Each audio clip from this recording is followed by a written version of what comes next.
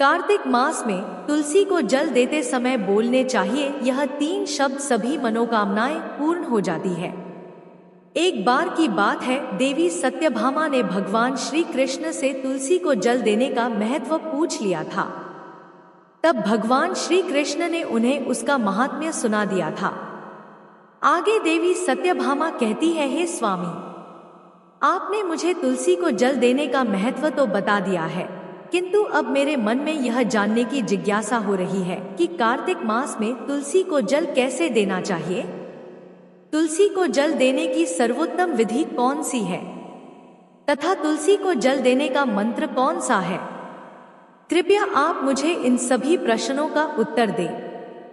तब भगवान श्री कृष्ण देवी सत्यभामा से कहते हैं, हे प्रिय, जिस प्रकार से मैंने तुम्हें तुलसी का महात्म्य सुनाया है, उसी प्रकार से तुलसी को जल देते समय बोले जाने वाले मंत्र का भी बड़ा महत्व है।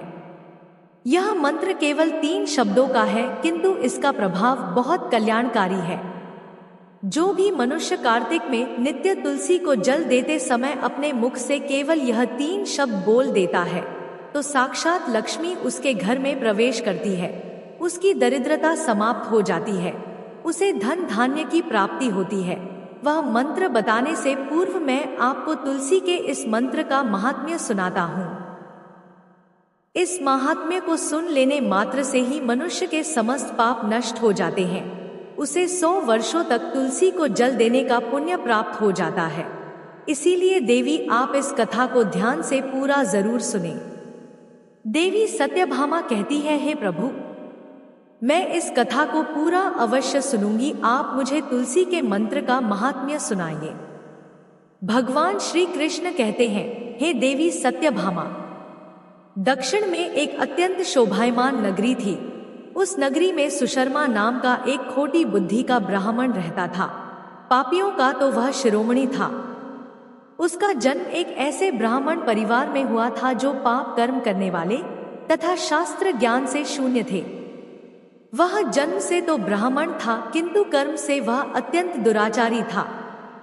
वह ना पूजा पाठ करता, ना ध्यान करता, ना जप, ना होम और ना ही अतिथियों का सत्कार करता था। उसके द्वार पर आए अतिथियों को बिना दान किए ही क्रूरता पूर्वक भगा देता था। स्त्री से वियोग होने के कारण वह सदैव ही पराई स्त्रियों में आसक्त रहता था। उसे मदिरा पान करने की भी आदत थी, साथ ही वह मांस खाया करता था। वह दिन में खेत में काम करके पत्ते बेचकर जीविका चलाया करता था और रात्रि में वेश्याओं के साथ रात्रि व्यतीत करता था। इस प्रकार से उस ब्राह्मण ने अनेक वर्षों तक जीवन व्यतीत किया। फिर एक दिन वह दुर्बुद्धि सुशर्मा बेचने के लिए पत्ते इकट्ठा करने हेतु एक ऋषि की वाटिका में घूमने लगा और पत्ते तोड़ने लगा। तभी एक काल रूपधारी काले सर्प ने उस ब्राह्मण को काट लिया और उसी समय पर उसकी मृत्यु हो गई। उसके बाद 2 यम के दूत उसे लेने के लिए उस स्थान पर प्रकट हुए और उसे उठाकर यमलोक ले जाने लगे। मार्ग में वह यम दूतों के सामने बहुत विलाप करने लगा और बोला, हे दूतों, मुझे कहाँ ले जा रहे हो? मुझे छोड़ दो, मेरे प्राण बख्श दो। किंतु यमदूत उसे यह कहते हुए ले जाने लगे, अरे दुष्ट ब्राह्मण, तेरे पाप कर्मों के कारण तुझे सांप ने काट लिया है। अब यमराज इसे अवश्य ही घोर नरक में डाल देंगे। फिर यम के दूत उस ब्राह्मण को लेकर यमलोक पहुंचते हैं और यमराज के सामने खड़े हो जाते हैं। चित्रगुप्त उस ब्राह्मण का लेखा जोखा निकालते हैं और यमराज से कहते हैं, हे धर्मराज, इस ब्राह्मण ने बचपन से लेकर मृत्यु तक पाप ही पाप किया है। इसने कभी कोई पुण्य का काम नहीं किया है। फिर धर्मराज अपने दूतों से कहते हैं, हे दूतों, इस घोर पाप करने वाले ब्राह्मण को उठाकर ले जाओ और इसे नरक में डाल दो। फिर यम के दूत उस ब्राह्मण को ले जाते हैं और नरक की भयंकर अग्नि में धकेल देते हैं। अनेक वर्षों तक नरक में सजा भुगतने के बाद उस ब्राह्मण को दूसरे जन्म में एक बैल का शरीर मिलता है। बैल का जन्म पाकर वह बोझ उठाने का काम करने लगा। उसका मालिक उससे दिन रात काम करवाने लगा। फिर जब उस बैल की शक्ति कम हुई तो उसके मालिक ने उसे एक लंगड़े आदमी को बेच दिया। उस लंगड़े आदमी ने उस बैल को खुद का बोझ उठाने के लिए उपयोग किया। वह उसकी पीठ पर बैठकर घूमा करता था। इस प्रकार से उस बैल ने 8 वर्ष तक उस लंगड़े आदमी का बोझ उठाया।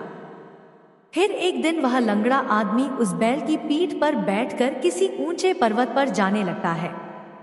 उस पर्वत पर बहुत देर तक चढ़ने के कारण वह बैल बहुत थक गया, उसकी शक्ति क्षीण हो गई और कुछ समय बाद वह बैल बहुत जोर से मूर्छित होकर जमीन पर गिर पड़ा और अंतिम सांसें लेने लगा।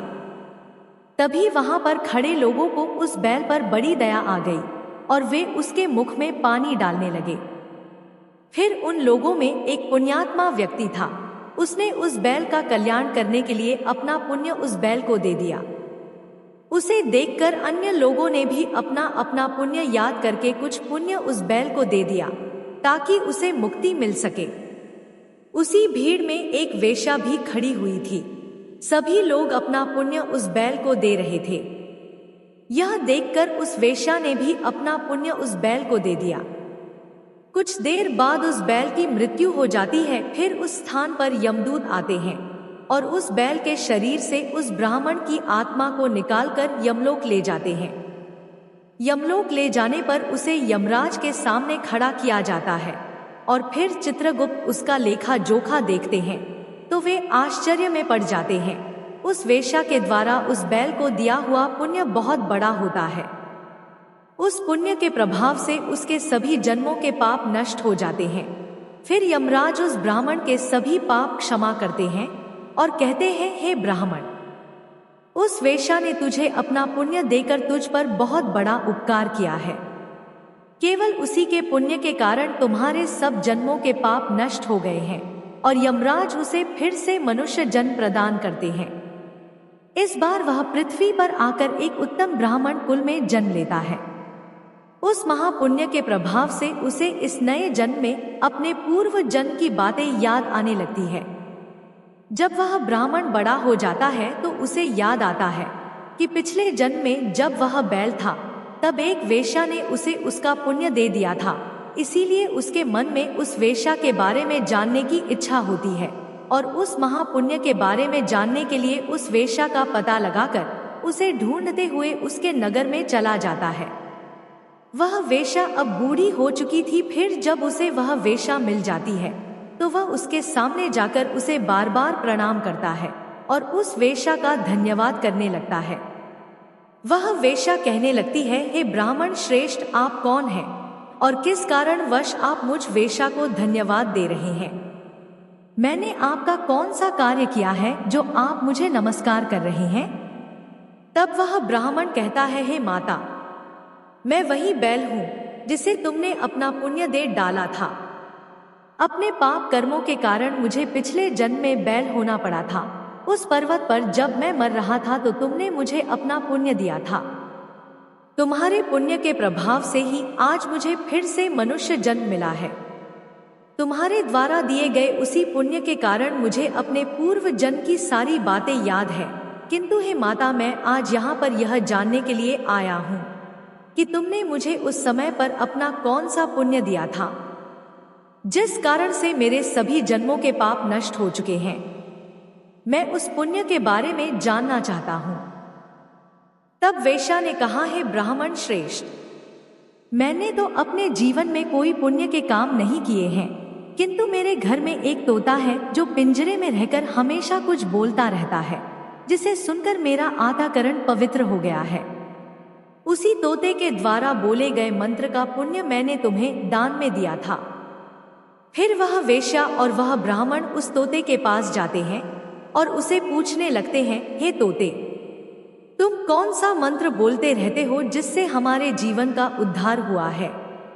यह मंत्र तुम्हें किसने सिखाया और इस मंत्र का क्या अर्थ होता है? तब उस तोते ने अपने पूर्व जन्म का वृतांत सुनाना आरंभ किया। वह तोता कहने लगा, हे ब्राह्मण श्रेष्ठ, पिछले जन्म में मैं एक ब्राह्मण था। मैं अपने ज्ञान के अहंकार में अंधा हो चुका था। मैंने कभी गुरुजनों का आदर नहीं किया, सदैव ही उनका अपमान किया। मुझे अपने ज्ञान पर इतना अधिक घमंड हो गया था कि जिस कारण से मेरे क्रोध बहुत अधिक बढ़ गए और मैं सभी से द्वेष करने लगा, अन्य मनुष्यों को तुच्छ समझने लगा, विद्वानों का भरी सभा में अपमान करने लगा। फिर कालांतर में मेरी मृत्यु हो गई और मुझे यमलोक ले जाया गया।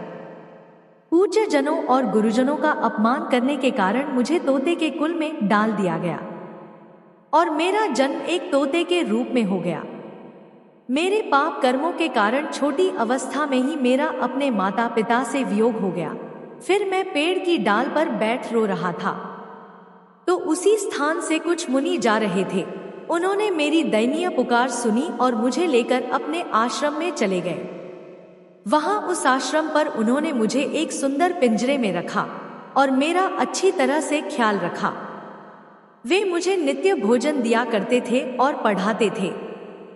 उस स्थान पर वे ऋषि मुनि, उनकी स्त्रियां और बालक सभी नित्य तुलसी के पौधे को जल देते थे और उसके सामने एक मंत्र का जाप करते थे।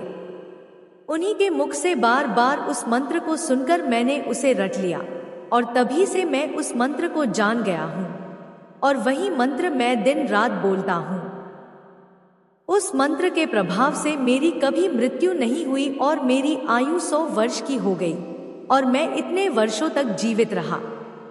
इसी बीच एक रात को एक चोर उस स्थान पर आ गया और उसने मुझे वहां से चुरा लिया और फिर इस वेश्या ने मुझे उस चोर से खरीद लिया।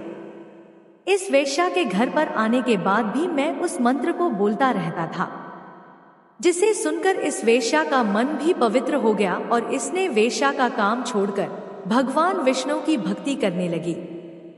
उसी मंत्र के प्रभाव से मेरे पूर्व जन्मों के सभी पाप नष्ट हो गए और उसी मंत्र के प्रभाव से इस वेश्या का भी अंतर्मन पवित्र हो गया। हे ब्राह्मण देवता, उसी मंत्र के पुण्य से आप भी पाप मुक्त हो गए हैं। इस प्रकार से तोते ने उस ब्राह्मण को और उस वेश्या को सारा वृतांत सुना दिया, जिसे सुनकर वह ब्राह्मण और वेश्या दोनों ही अत्यंत प्रसन्न हुए और फिर वे दोनों ही नित्य तुलसी को जल देकर उस मंत्र का जाप करने लगे। फिर वह तोता, वेश्या और वह ब्राह्मण तीनों उस मंत्र के प्रभाव से दिव्य विमानों में बैठकर विष्णु लोक को चले गए। भगवान श्री कृष्ण कहते हैं, हे देवी सत्यभामा, देखा आपने, केवल तुलसी के इस मंत्र के प्रभाव से उस तोते के, उस वेश्या के और उस ब्राह्मण के सभी पाप नष्ट हो गए।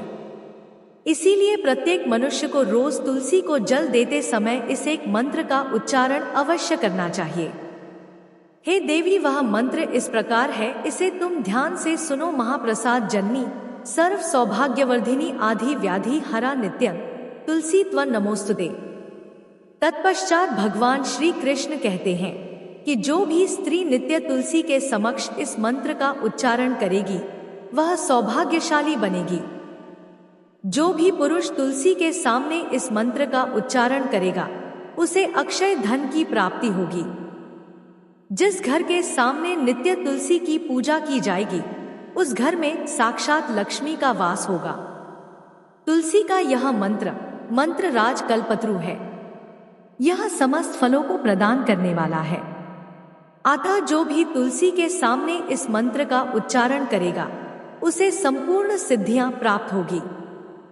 स्त्रियों को सदैव ही स्नान करके अपने बाल बांधकर मांग में सिंदूर भरकर नित्य तुलसी को जल देना चाहिए और इस मंत्र का उच्चारण करना चाहिए।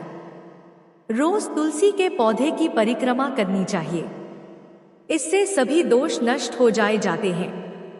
नित्य शाम के समय तुलसी के पास दीपक जलाना चाहिए और तुलसी के पास बैठकर भगवान विष्णु की आराधना करनी चाहिए। तुलसी के पास दीपक जलाने से मनुष्य को धन धान्य की प्राप्ति होती है। हजारों अमृत के घड़ों से नहलाने पर भी श्री हरि को उतनी तृप्ति नहीं होती जितनी वे मनुष्यों के द्वारा तुलसी का एक पत्ता चढ़ाने से प्राप्त करते हैं। 10,000 गाय के दान से मानव जो पुण्य फल प्राप्त करता है वही फल तुलसी पत्र के दान से पा लेता है। जो मनुष्य मृत्यु के समय अपने मुख में तुलसी पत्र का जल पा जाता है वह संपूर्ण पापों से मुक्त होकर श्री कृष्ण के धाम जाता है। श्री कृष्ण कहते हैं, पूर्णिमा, अमावस्या, द्वादशी और सूर्य संक्रांति के दिन मध्याह्न काल रात्रि और अशौच के समय तेल लगाकर बिना स्नान किए अथवा बिना हाथ पैर धोए रात्रि के वस्त्र पहनकर तुलसी के पत्र तोड़ता है, वह महापाप होता है। श्राद्ध, व्रत, दान, प्रतिष्ठा तथा देव पूजा के लिए तोड़े हुए तुलसी पत्र बासी होने पर भी 3 रात्रि तक पवित्र ही रहते हैं। तुलसी का एक एक पत्ता ना तोड़कर पत्तियों के साथ अग्रभाग को तोड़ना चाहिए। तुलसी की मंजरी सब फूलों से बढ़कर मानी जाती है। मंजरी तोड़ते समय उसमें पत्तियों का रहना भी आवश्यक माना गया है। पूज्य भाव से पौधे को हिलाए बिना तुलसी के अग्रभाग को तोड़ना चाहिए, इससे पूजा का फल लाख गुना बढ़ जाता है।